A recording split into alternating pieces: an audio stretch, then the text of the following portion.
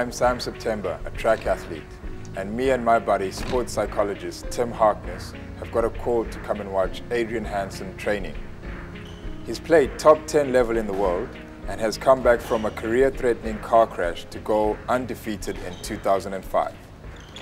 Tim says that mentally, he's one of the best athletes he's ever met. Tim and I work as a team. It's my job to ask the questions. Tim's busy analyzing. Later, we send him onto court to try and explain to you what's going on inside the head of an athlete while he plays a match. What are the psychological requirements of the game of squash? Before you go on court, every time you've got a big match, there's a part of you which thinks this is going to hurt. And there is a switch which has to go down, or some type of mental process which you have to go through to be able to put that to one side and then focus on your game plan. Because when it gets tough, I mean, from my point of view, I'm someone who doesn't win matches by blowing my opponent away. I have to grind them down. So any of the big matches which I've won, they were definitely a case of I had to make it really tough and really painful before I actually got on top of the other guy. So compared to the other sports, I feel maybe we have to be prepared to hurt just a little bit more. I know, say with golf or tennis, it's a lot more technical. There's a lot more focus involved for a longer period of time. With us, I think it's just more intense. How are you best suited for the game of squash from a psychological perspective? When it starts getting to the point of a match where we've both been on court for, say, an hour and a half, we're both hurting, maybe we're both starting to cramp, I can see that they're thinking, well, he wants it more, he's prepared to hurt more, and I'm going to have to do something a little bit extra special if I want to beat Adrian.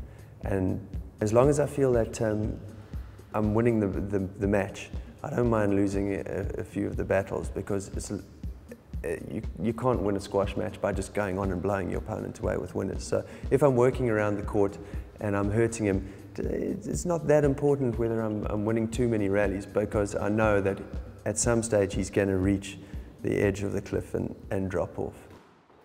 What do you focus on during a game? As I get closer and closer to, say, the big tournament, and when it starts, I'm going through the early rounds and hopefully getting through to the final, then I probably become a lot more introverted and definitely go into a bit of a shell and try and focus on the areas where I'm good, and obviously not think about the areas where I'm maybe weaker, and I'm concentrating on thinking how I can get the game into those areas where I can dominate. As soon as I feel that there's an area, and it's a sense, then I want to go there. I want to make him go there as much as I can. I want him to know that I know that he's not comfortable there. And the minute you start being able to do that, that's when you've got an edge. Tell us about the moment of knowing when you have somebody beaten in a match. Well, it's hard. It could be anything. I mean, I remember I was playing a match earlier this year on an all-glass court in a shopping centre, and I was getting hammered, absolutely hammered. And I remember I was 6-2 down, and it looked like a very ordinary other rally, but he played a backhand drop from the back of the service box. He was probably 2 feet out of position, and I looked at that and I thought to myself, he wanted to end the rally early, because he's finally seen that I'm digging myself into this match, and he's going to have to do a little bit more than what he has been doing to win. And at that moment, even though I had 3 points on the board and he had a game and a half in his back pocket, I knew I was going to win that match. A lot of other opponents, you can see maybe their head goes down or their shoulders sag or they tear an Achilles. But then, like I say, different for everyone. But you sense it. You sense when he's beat. Tell us a bit about winning the SA Open this year and how that felt. For me, that was great. Last year I was in a couple of car accidents and I was told I'd never play again. And I went to Switzerland for 8 months to do all my rehab. And the whole time I had to re-tear a whole lot of muscles. I had to basically re-strengthen my whole core. And there was a lot of blood, sweat and tears. And I was wondering all the way, is this worth it? Am I ever going to play top squash again? Am I doing this for nothing? What if I'm wasting my time? Yeah. And that very moment when I hit a backhand drop into the front left corner and I put my hands in the air, I knew right then and there that yes, it was all worth it. I'd worked so hard to get myself into condition where I could play top international squash again, and that one result justified it all. And before the tournament I said, you know, I was just happy to be in the final, irrespective of it, but that was a lie. That result justified everything that I'd done on the road to getting back to where I am now. How do you motivate yourself? I think it boils down to a self-pride issue. And I know that I can't walk off the court, especially if I've lost, without having given everything I've got. And that amazes me, that somebody can go on the court, play a match, walk off, having been beaten 3-1 or 3-love or 3-2, even worse if it's 3-2 and they're not tired, and walk off and look at themselves in the mirror and say to themselves, wow, you tried your hardest, because they haven't. When I'm on court and maybe it's not going my way, or I'm maybe going through a patch where things aren't really happening for me, all I have to do is think about all the hard work and effort and slog that I put in to get where I am. And if I don't make that count, then that means that was all for nothing. And I don't see that as being all for nothing. I see that as being very, very important to me. And I don't want to, in any way, cheapen or make lesser of the effort that I've put in by giving out a bad result. So I think it's a pride issue, definitely for me. I don't like, or I won't go on court and put in a subpar performance mentally, because I just think that as a person, that makes me less of a person. I see a lot of guys, they turn pro at squash, and after 2 or 3 years, they see that they may be hitting a bit of a level, and then they think, okay, enough, I gave it a crack. But you know what, they didn't. They didn't give it a crack, because it's an intensely physical sport. It's explosive speed. It's lots of endurance. And your body's not going to peak unless you're an exceptional athlete by the age of your mid-20s. And even then, when your body starts accepting everything you want from it, mentally, you're only really going to figure yourself out and get tougher later on as you're approaching 30. So to the guy who wants to take it to the next level and be a professional, and a good professional, got to stick with it, got to work at it hard for a long time, and be honest with yourself. I mean, people ask me, how long did it take you to get fit? Because I'm thinking of training hard for the next 3 months. It took me 4 years to get fit. Commit to it, and be honest with yourself. When you look at yourself and say, I'm training hard. If you're not training hard, lift it, go harder, and back yourself. Coping with pressure, I think it probably goes down to your core values, and I think everybody, when they're under extreme pressure, they're stripped of whatever pretenses they have about them, and you find out what that person's really like. For me, when I'm under intense pressure, I don't focus on all the negative externalities around me. I just think about my game plan and what I have to do to get the result. And the pressure, I find, I almost these days battle to play without the pressure, because that's what I thrive on. Very good. Let's go play some squash. Let's go. In any human contest or conflict, there are 2 potential outcomes. The one outcome is a win-win. You hear a lot of talk about this nowadays. It's where both parties manage to negotiate an acceptable resolution to the situation. The other outcome is a win-lose. Squash is a win-lose scenario.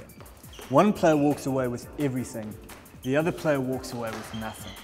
Now, if you put me on a court with Adrian, the difference in skill between us is so great that he could beat me using plain skill. And before you think I'm being too modest, chances are if you got on the court with me, I'd be so much better than you that I could beat you with plain skill also. But in sport, in squash, where the skill envelopes overlap, where one player isn't dramatically more skilled than the other, like this match between Adrian and Gary, in that scenario, you can't force your opponent to lose. You have to persuade him to lose.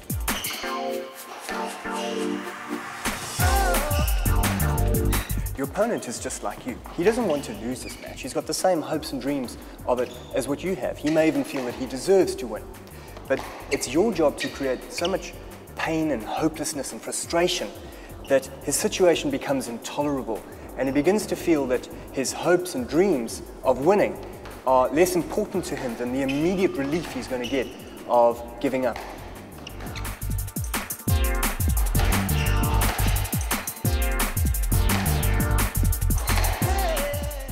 He doesn't have to throw his hands up into the air. He doesn't have to walk off the court.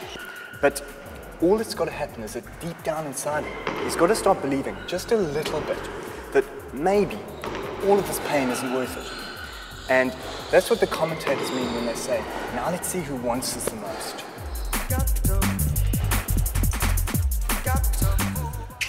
There's something that you have to know about pain, and that is to hurt your opponent, you've got to be prepared to hurt yourself also. And in the middle of all of that pain, there are two things you have to hang on to. The one is your tactics and the other is your technique, even though at this stage, you might feel like throwing them both out the window and praying for a miracle. There's no sport where athletes endure as high lactic acid concentrations for as long as what squash players do. Nobody hurts as much for so long. And what Adrian's trying to do is hurt Gary so badly that he starts to concentrate on his pain rather than on his game plan.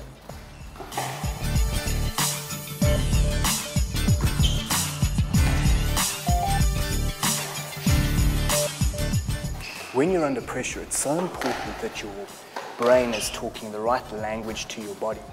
And Adrian's maneuvering himself into a position where he's going to be playing a big winner down the forehand side. And what he's going to be concentrating on, watch him as he goes into the shot.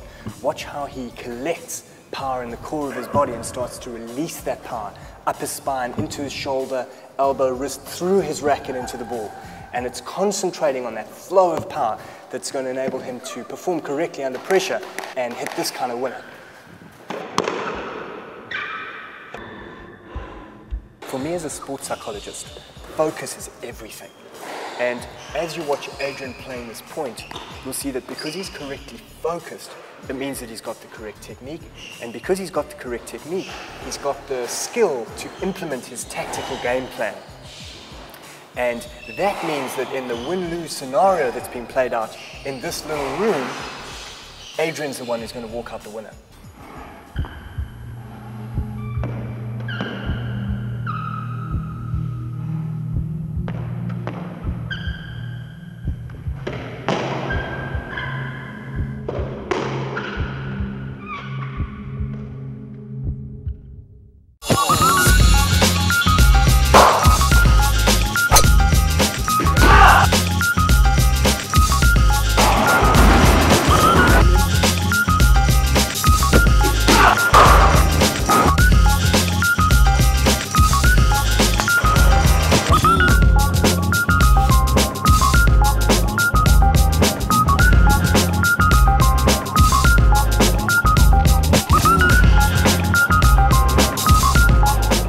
Welcome to Supersport Psychologist. My name is Peter Mazabuga. With me in the studio, I've got Tim Harkness, a sports psychologist. How's it, Tim? Yeah, good, thanks, Peter. Nice to be here. You just brought this element of focus. I just think that maybe not enough people are actually aware of this focus concept. It's not just a case of being successful, but you've got to go through certain steps. Absolutely. Which I find very, very interesting. Yeah, that it's a skill and you can learn how to do that skill better. Okay, and Tim, Dale Bacon's down. What motivates him? There are a few things that motivate Dale. Playing for South Africa is obviously the aim of every, or it should be the aim of every provincial cricketer. He knows that he has a talent and he wants to fulfill that talent. But in addition to that, it's a career for him. He wants to earn money and he makes a living from the sport. But I think if I have to look at what motivated me to play and to put in the long hours as a youngster, wanting to break in, wanting to play for South Africa, it had nothing really to do with money. Dale's obviously been recognised for his mental strength. Dale, you teeing up on the first tee. What are you thinking about? The first thing I look for is the ladies' tee. Just make sure that I can get past the ladies' tee. That's my first aim. And then if anything else, then it's a bonus. Pure bonus. Yeah, it's a bonus. Brilliant mental approach. Exactly what do you mean pain? Well, you wouldn't really think of golf being associated with pain, and there's not a lot of physical pain that's ever going to happen to a golfer, you would hope. but the pressure can become excruciating. And then obviously in cricket you have exactly the same psychological pressures, but in addition to that you've got the very real threat of physical pain as well. It kind of comes in where sledging's starting to happen, because sledging is designed, well, it's designed to do two things. It's designed to intimidate or to distract. And if you look at interpersonal intimidation, say Dale's intimidating me, the first thing that's going to happen is I'm going to break eye contact with him. If I'm being intimidated by this guy, I'm going to break eye contact. The second thing that's going to happen as I'm being intimidated is that my body's actually going to hunch slightly. And that's why intimidating sledging can be effective, because you've got a batsman at the crease who's got variable eye contact. He's not concentrating on watching the ball quite as carefully as what he was. And secondly, his body's not operating as well, and he's going to tend to play away a little bit. Yeah. And that, you know, that's why that intimidation is such a critical role in cricket. Focus in golf. What really does that entail? Focus in golf is an extremely interesting concept, because the majority of people, in fact probably about 90% of people, if you ask them what a golfer should focus on, they'll tell you the hole, he must focus on the hole. But that's actually incorrect. Another maybe 7% of people are going to tell you he must focus on the ball, which is also incorrect. What a golfer really needs to focus on is the process of the swing. He needs to focus on making his own body work as it swings, as it drives that club into the ball. He needs to focus on the energy flowing through his own body into the golf ball. And that is going to be a correct focus, that is going to give him a correct swing and a correct strike. And it's really important that an athlete is looking to win, is looking for that victory, because that little bit of extra determination can actually strengthen the body, which means that they can execute the task properly. What's important after they have set that resolve in their mind, though, is that they focus properly on the act of what they're going to be doing rather than the outcome. You want to hold the putt. Yeah. All right. Now, that desire of holding the putt is actually going to strengthen your body, and it'll activate your core a little bit. So that's the first thing that has to happen, because it's critical when you're putting that you're putting off a stable base. Yeah. Okay. There can be absolutely no movement over there, otherwise you're in trouble. So that's the first thing, stable body. But after that, you have to become crucially aware of the momentum in your club head. Yeah. Okay. Now, if you hold that with both hands, can you feel the momentum here? Can you feel the weight? Yeah. You can feel the energy. Yeah. Okay. Now, you know what line you want to putt along, and that momentum has to travel along that line, and then you need to be conscious of the energy from the club head actually passing into the ball. Yeah. And that's what's going to give you that good connection and that proper roll. Yeah. So just try that. Just waggle the club head a little bit, and you'll always see the pros do this. They always give it a little bit of a waggle, because they want to become very conscious of the energy in the club head. And then you're actually not concentrating on the club head, you're concentrating on the energy in the club head. Yeah. And that energy moves from here into here. When you're concentrating on that properly, it's going to give you the proper strike. Look at that roll. See? I'll get it. Oh!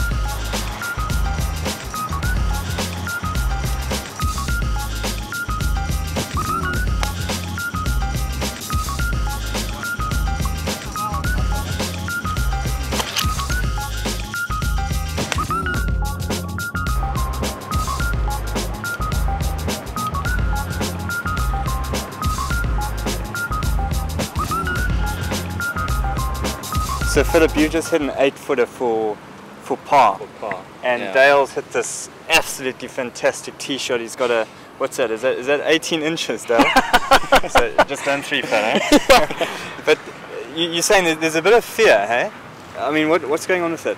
Yeah, it's terrible for the social golfer that I am, because you know I'm never going to have many opportunities like this to birdie. So I was just saying, for me it actually becomes a problem, because I don't want to miss it. I really don't want to miss that so badly, and I don't practice enough to have full confidence that I'm going to get that sort of putt in. That I would say straight away I'm getting nervous, instead of actually going to that, walking to the marker knowing that, well, it's just going to go in. I like to use fear, and I like to use fear to heighten your focus and to enhance your focus on the process. So I want you to use that fear. I want you to be terrified of not feeling the momentum in that club head, and I want you to be terrified of not feeling that energy actually transferring smoothly into the ball. So focusing more on the process. Focus on the process, use your fear. Okay. So here we go.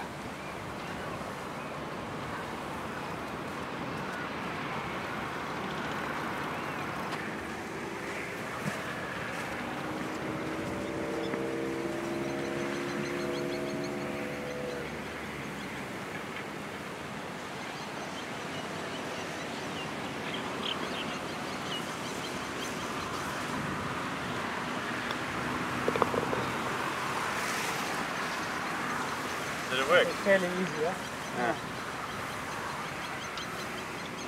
I think that's maybe where it helps, where you've got a good caddy as well. You know? So speaking of a cricketer, I mean, what sort of focus would that entail as opposed to a golfer? Well, in some ways, a golfer has to swing a golf club, a cricketer has to swing a bat. So there are those similarities. The batsman also needs to focus very hard on his own body, but in addition to that, he's got to watch the ball very hard.